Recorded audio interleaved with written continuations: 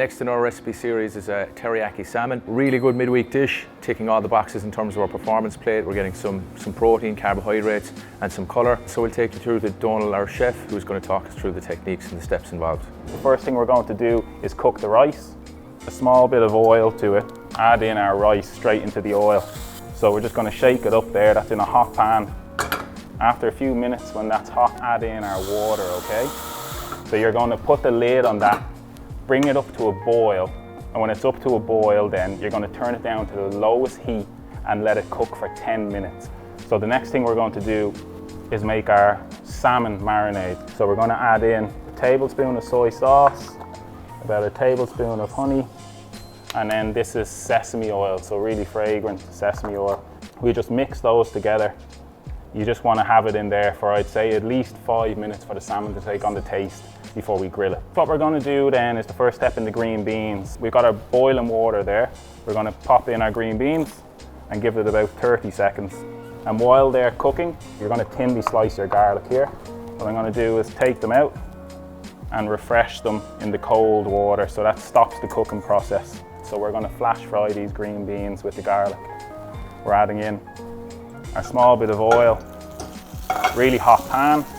Then we're going to add in our garlic, give it a swirl around, and add our green beans straight in. And we just want to season this with a little bit of salt. I love a lovely crispness in the green beans, so I'm going to finish the cooking process at that stage. Our rice has been cooking for about 10 minutes now on the lowest heat that there is, so the liquid should all be gone from there.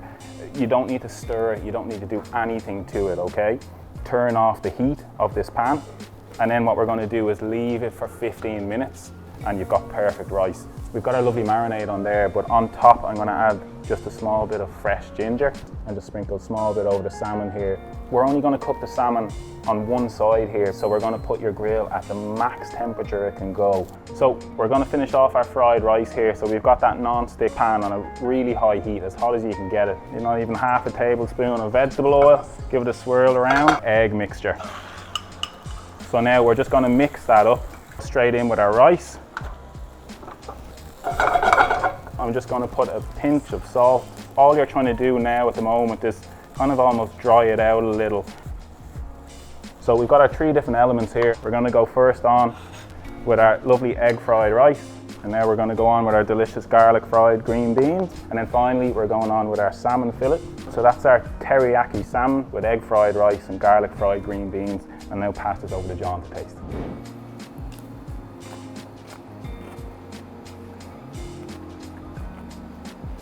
Really good. So this is a perfect maybe midweek meal containing all the elements that we need on every performance plate. So we've got our protein, carbohydrates and our colour. The additional benefits that you're getting from this meal would be 2 ones that athletes typically struggle with. One being a good intake of healthy fats, omega-3 healthy fats, which we get in abundance here from our salmon.